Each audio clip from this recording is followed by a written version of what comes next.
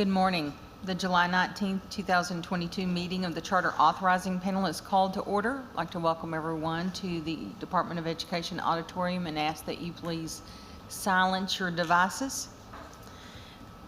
We will facilitate a fair and responsible hearing today, and I ask that anyone speaking coming to the podium to speak to the microphone, or if you're joining us via Zoom, that you will be sure to state your name and title for the record, and then continue to speak clearly into the microphone for the benefit of the panel, the audience, and our viewing audience. This meeting is being live streamed. Immediately following our action agenda today, we will take a very brief break while we change the video systems, and then we'll come right back on to the same live streaming link and have a work session. So I hope that if you have time, you will join us for that. A transcript of this meeting will be posted on the DESE website. And with no further ado, let's get started. Panel members, we have a consent agenda, the minutes from our previous meeting in June, if you've had a chance to look at those. I move approval. I have a motion by Mr. Baldwin to approve the minutes. Second. And I have a second by Mr. Davis for those minutes. All those in favor? Aye. Any opposed? Motion passes. Consent agenda is approved. All right, our first action agenda item, Ms. Tally Harp. Tally, we have some new panel members, so if you don't mind, would you briefly give us a rundown of this expedited review process, what happens at DESE? Yes. Good morning. My name is Tally Hart. I work with the district support team. The process for digital learning applications this year has been a little bit different than the last year. For example, the one that's being presented today had an approved plan last year, and they have just made revisions. So when a district or charter school submits their application, it goes through 4 teams. We review, we look for any of the changes that they've made from a previous year, and then we get them approved through all of our teams and presented to the charter authorizing panel if they're a charter school, or to the state board if they're a district. That's right. Okay. So today we have just one to present. It is Southside Charter High School and Southside Junior High School.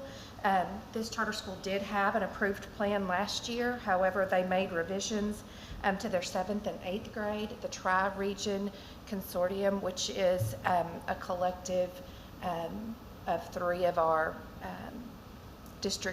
three of our state cooperatives, changed their program to allow 7th and 8th grade. It was just K-6. So Southside opted to add their 7th and 8th graders to that Tri-Region Consortium, and they are still using Virtual Arkansas for 9th through 12th grade. So this has been through the review team at DESE, and we recommend it be approved. And what is the length of time? That's the length of time is through the way it was done last year is through the life of the charter, and I don't have that date. Do you have that date? Do you know that, Southside? So I think previously we did either through the extent of the contract or charter, or if it were a long time, we changed it to match the 2 or 3 year. So the state board last year approved digital learning plans up to 3 years. And this year they've been approving up to 2 years, so that hopefully we can get them all to end about the same time and make any adjustments that we need to make to the process. It's through 2025. Thank you, Ms. Joy. 22. So that would be in line. And Dion Stevens with the district with the charter is on if there's any questions. All right. Good morning, Mr. Stevens. Good morning, Deb. Panel members, any questions? Mr. Davis, start with you. Any questions? I really don't have any questions, but would love to hear just a comment in regards to the learning that has taken place thus far with what's already in place and how that's impacted what's happening or what type of adjustments are being made in this situation. Okay, so the tri-region, we've had a little bit of experience with it now for a year, so K6. And how that works is the students have to sign on. They have a certified teacher that is hired through the consortium. And so they're participating virtually, but they're also held accountable and attendance is tracked through their teacher. They have support systems in place. We have a virtual liaison that we use that also supports the students and the families. And so we just feel like that this has worked so well for them that expanding to the 7th and 8th graders would be more in line of our goals. Mr. Baldwin? Yeah, good morning, Dion. Good to see you. I appreciated Good morning. reading your application. I thought it was well done. I don't have any questions. You guys do a great job, and I'm glad to Thank see you. doing this. Mr. Zellner? I don't have any questions either. Okay. Ms. Saraceni? I don't have any questions. I just want to commend them for the work they have done this far, and I enjoy seeing what their students are doing, and I have gotten to see that firsthand. Thank you. Ms. Newton? Thank you, Carla. My question is not related to the application. I was on a Zoom yesterday and we were required to have physical presence. We couldn't just participate by voice. Is that something that the students have to do? Do teachers have to see them physically and engaged and involved in the process? Yes, ma'am. That is how it works. Dion, about how many students have been participating in your virtual program? We'll have 18 next year. 18, we'll have 18 next year. Y'all know I have Novella sitting right here beside me. I so. recognize the voice. Of course I do. All right. Panel members, no further questions. I'll accept a motion. I'll make a motion. I have a A motion. second. I have a motion by Mr. Baldwin and a second by Ms. Saraceni to approve the digital learning plan for Southside. All those in favor? Aye. Aye. Aye. Any opposed? Motion passes. Congratulations, Dion Thank y'all so much. and Novella. Thank you. Bye-bye. All right. Ms. Summons, if you'll bring action item 2. Good morning. Dory Summons, Desi Charter Office. Consideration for Cross County High School, a new tech high school amendment request. Cross County High School, a new tech school is requesting a class size waiver in teaching load and the rules governing standards for accreditation. Class size, and teaching load. And we have Mr. Prince, who is on the Zoom representing Cross County. Yes, I am here with Miss Mindy Searcy, our federal programs and our district curriculum. Good morning. Good morning. Good morning. So you want to give a brief presentation, or you have up to 20 minutes, but do I need to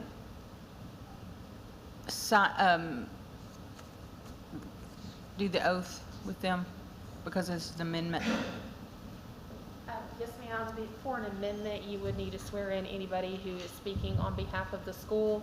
I don't know if they'll take 20 minutes, but for a presentation, yes, ma'am. All right. If you'll raise your right hand. Do you swear or affirm that the testimony you're about to give shall be the truth, the whole truth, and nothing but the truth?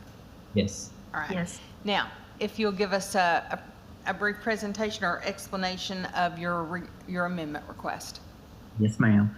Stephen Prince, high school principal, Cross County High. So we're asking for an amendment for class size for our ninth grade, our incoming ninth grade students. That would be the class of 2026. When we submitted the waiver, we had 63 students enrolled in that class, in that grade, I mean. And so with that being so close, and that class has historically been a very large class. Currently, as of today, we have 60 students enrolled in that grade, and we still, of course, school will be starting up in a couple of weeks, and we still have a few school choice students to register.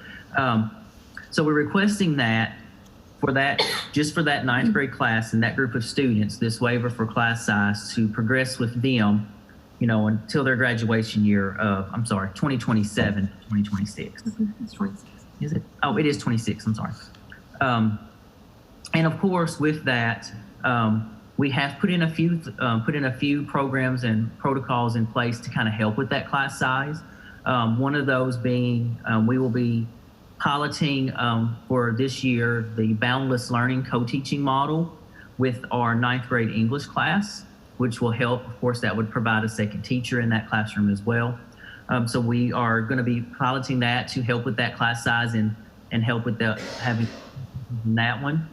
But we feel like with our NIET system of supports that's built in with our weekly PLCs, our leadership teams who are always supporting the teachers and in the classroom, that having a little bit of a larger class size, if the teachers ended up with a larger class size, then they would still be supported, students would still be supported, and we'd still have high student achievement. So along with working with that co-teaching model, we're doing our best to try to keep those classes under that 30 by maybe possibly looking at adding another section, but the schedule is not allowing that with every class right now, with every section of the ninth grade classes. And so we're asking for that just for that class, just for that ninth grade class, for the class size waiver. Thank you, Mr. Prince. So it's not uncommon for a school district to have one year where there's a really large group moving through, and that's kind of the situation here, I believe. And your charter expires 2026, so you're requesting this waiver through that time, is that correct? That is correct. Okay. All right, Ms. Saraceni, you have questions? I just want to clarify that you're asking for the class size versus teaching load, or both?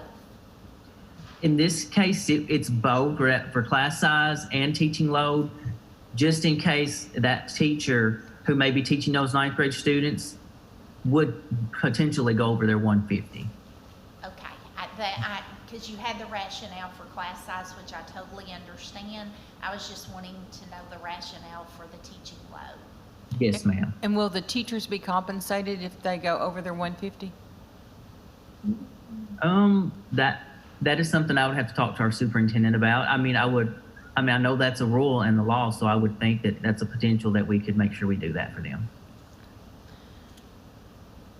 Mr. Duck? Actually, a report in AppScan that they can run, and it's per day, so it's Okay. easily done. Okay. Mr. Davis? You mentioned the idea of piloting co-teaching for 2022, 2023. If this deems to be successful, is that something that you plan to continue to do? I'm trying to get an understanding of what is the plan beyond the piloting aspect of this work. Oh, yes, sir. So when I say co-teaching, so something we already do, we already have some co-taught courses at 11th and 12th grade. And so those classes already have 2 teachers in those classes. This co-teaching, the Boundless Learning, will be done at 8th grade and 9th grade in our English classes for this year. And if it's deemed successful, our plans are to actually expand it into some of our math classes next year. That is our goal. So we're hoping it's going to be successful to do some more inclusion with all of our students. And hopefully, if this program works very well for our students and yields some student achievement and student growth, then we will be working on ways to expand that into our math next year and then hopefully some other English classes if needed. Nothing else from me. Mr. Baldwin? So I had a question on the precedent that we're setting, but the chairman resolved that, that this is something that happens and is not the first time. Let me ask you this, are there any other classes other than this one that are pushing a limit?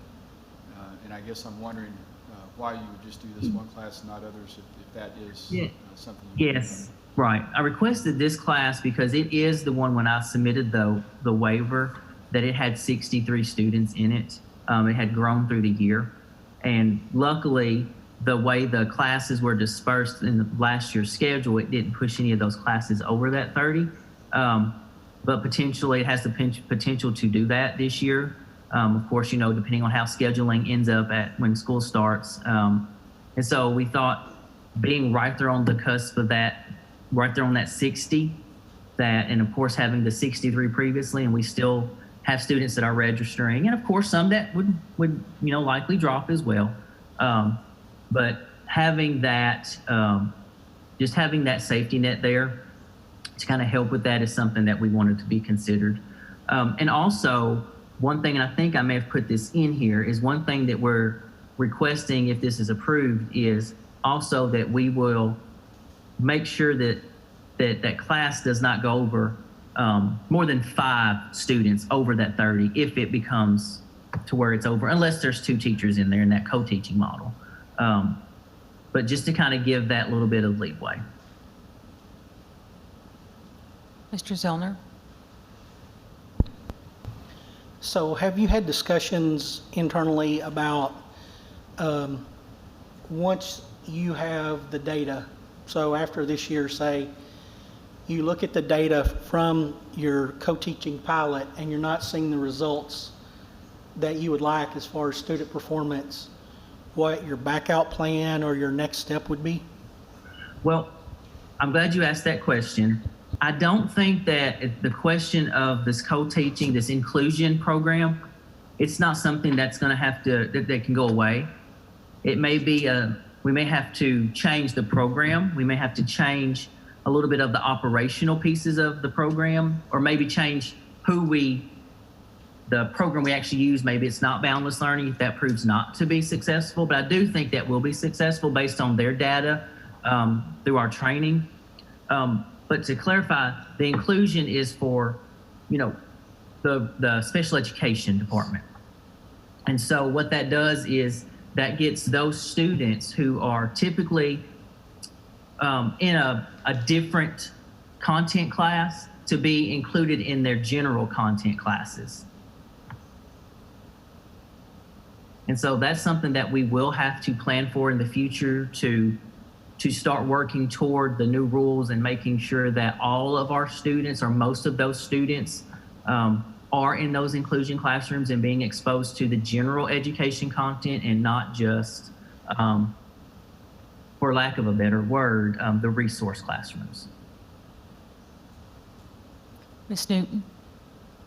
I don't have any questions. Ms. James? I believe they're going to need some changes. Yes, ma'am. Mr. Walter was just pointing out to me on my school info that they already have a waiver of Arkansas Code annotated 617-812, which is the statute that addresses compensation for teaching load. So they would need to add the standard, or the new standard for teaching load, which is 1A.6. And I believe that Mr. Prince confirmed that they do want to add that. Yes. Okay. I believe that's all they would need to add to effectuate the waiver. And Mr. Prince, so your numbers have already changed since you submitted your application. And, we're trying to be very judicious with the use of waivers. So if you see that this number is not going to fall through, is your plan to come back and rescind this waiver request? Yeah, I do think that's definitely a possibility. If that class size drops say we only enroll 55 by the time school starts, then yes, that is definitely something I would consider coming back and rescinding, because we wouldn't necessarily need it at 55 because we wouldn't be so close to that mark. I do have a question, Ms. Kaufman. Yes, ma'am, What go ahead. what would be the rationale behind changing that or just leaving it in place, anticipating the need for growth? I'm saying it seems like a fundamental, technical, bureaucratic kind of thing to do when it could very well change the next year. Just that we're trying to kind of keep up with who has waivers, and when we do our monitoring, that's one of the things that we're looking for is how are you utilizing those waivers. And so not only do the waivers go through the approval process at the charter panel, but they also go through the state board, as you know, and it's just been that we're really looking at how schools are utilizing the waivers and trying to decide what changes need to be made. If all the schools are needing the same waiver, then, we have to question why is that, and is it a barrier to education? And so that's why we're just trying to have the most accurate list of waivers being used. Makes sense. Thank you. Any other discussion? Then I'll accept a motion. I move to approve. I have a motion by Ms. Newton to approve the Cross County High School, a new tech school amendment request, Second. and a second from Mr. Davis. All those in favor? Aye. Aye. Any opposed? And because we have a unanimous decision, do we need to fill out our voting sheets, or if everybody just goes in and marks yes? That's a good question. I would go ahead, just in keeping with procedures, just to read the voting sheets. Okay. All right. If you'll go in and mark your voting sheets, please.